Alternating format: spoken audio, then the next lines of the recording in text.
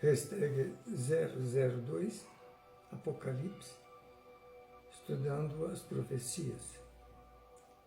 Bom, já está claro também que a revelação de Jesus, ele recebeu de Deus, nosso Pai, nosso Criador, o Eterno.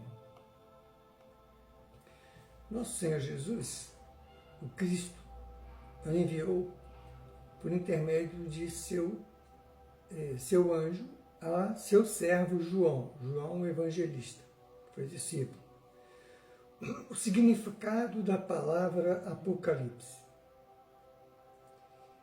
é uma palavra de origem grega, significa revelação. Então não é como muita gente fica imaginando aí que Apocalipse é uma coisa, é a destruição, não é isso, é uma revelação.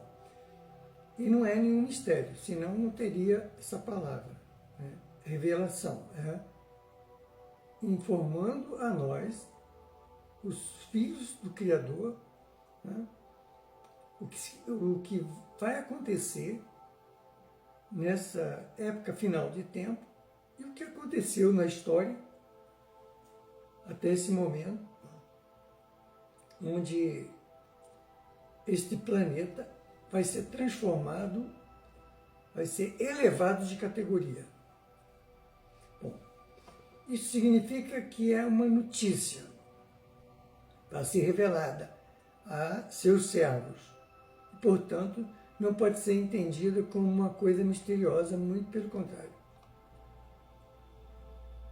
E para reforçar isso, podemos lembrar da passagem de Moisés, em Deuteronômio, capítulo 29, versículo 29, que diz: as coisas encobertas são para nosso Senhor Deus, porém, as reveladas são para nós e para nossos filhos e para sempre.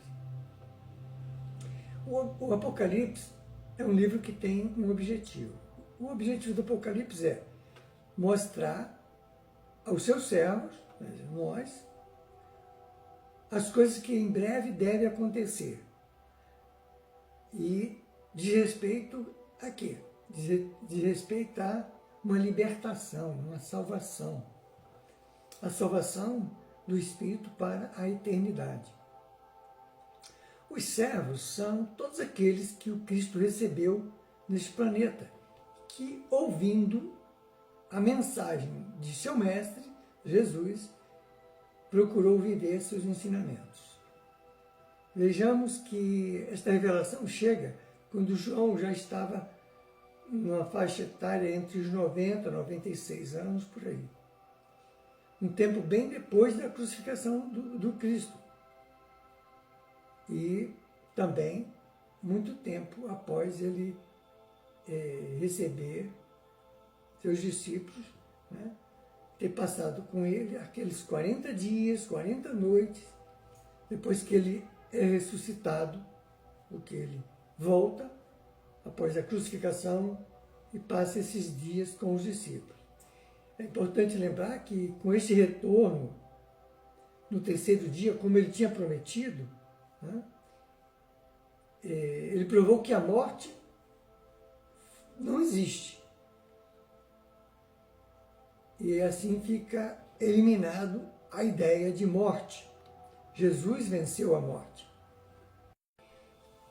Bom, certamente, depois disso, desse fato, Jesus ter vencido a morte, que os discípulos se encorajaram para professar o cristianismo. Um fato importante na história é que ela mostra que, exceto João Evangelista, foi o único que não passou por uma morte degradante, né? Todos os outros seus discípulos de Jesus, né, apóstolos de Jesus, foram mortos naquele período, principalmente, de maneira humilhante, né, devido à pregação do Evangelho, mesmo tendo sido ordenado, no caso, João Evangelista, mesmo tendo sido ordenado pelo imperador Domiciano, né, imperador romano na época, ter sido assassinado pelos soldados que foram até onde ele já estava exilado, lá na ilha de Patmos, lá no Mar Egeu, onde ele recebeu a visão do Apocalipse. Mas veja, João não conseguiram matar João. Quem lê aquele livro, eu vou repetir algumas vezes, de Miramês, né, sobre a vida de São Francisco de Assis, ele relata o que aconteceu naquela época. Os soldados romanos foram lá, pegaram num caldeirão, encheram de óleo, colocaram ele fervendo e colocaram o corpo, colocaram João Evangelista dentro daquele caldeirão, mas só que depois de um tempo eles viram que João estava intacto, não tinha acontecido nada com ele, um fenômeno que só o mundo espiritual pode explicar. Então eles ficaram tão abismados com isso, se ajoelharam, pediram perdão, reconheceram o poder de Deus e fizeram uma combinação lá do seguinte: bom, se nós voltarmos para César, né, no caso Domiciano, imperador romano, né, e dizer o que aconteceu, nós vamos ser trucidados lá por ele.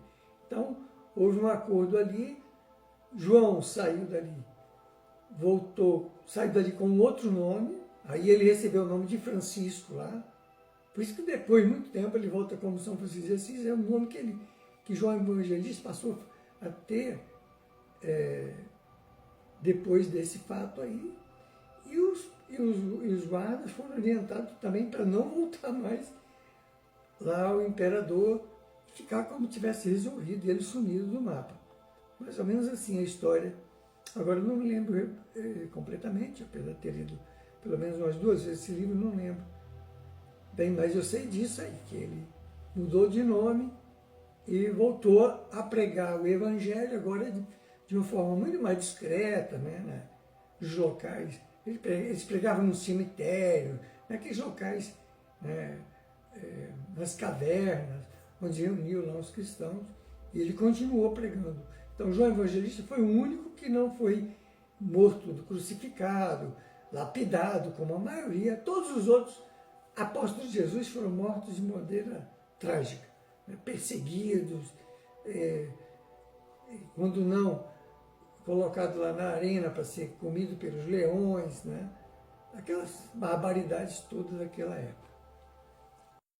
Outra coisa importante, uma outra nota, é que é um equívoco considerar que toda a Bíblia Sagrada, sendo ela a palavra de Deus, né? Notadamente, não se pode aceitar que uma mente mais ou menos instruída, porque existem vários aspectos nas transcrições bíblicas dos livros, onde alguns versam sobre leis, outros sobre regulamentos, fatos históricos, poesias, há vários gêneros literários, né? Metáforas, símiles, figuras de linguagem, hinos, orientações práticas para a vida, provérbios, e muitas vezes foram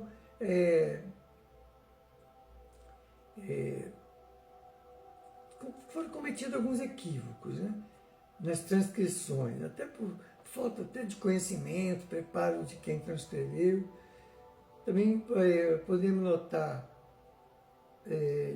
diferentes pessoas que transcreveram sofreram também algumas influências. A próprios evangelhos, a gente pode ver que os sinóticos, né, que são comparativos, né, resumos comparados, Mateus, Marcos e Lucas, eles têm divergências um pouco na transmissão dos fatos, porque foram por pessoas diferentes, com culturas diferentes, com preparo intelectual diferente, e isso só serve para autenticar a veracidade dos fatos, né? Não foi uma cópia exata de um do outro, né? E ocorreram bem depois de muitos fatos, não foram simultaneamente escritos no momento que Jesus estava ali com eles, eles foram depois relembrados.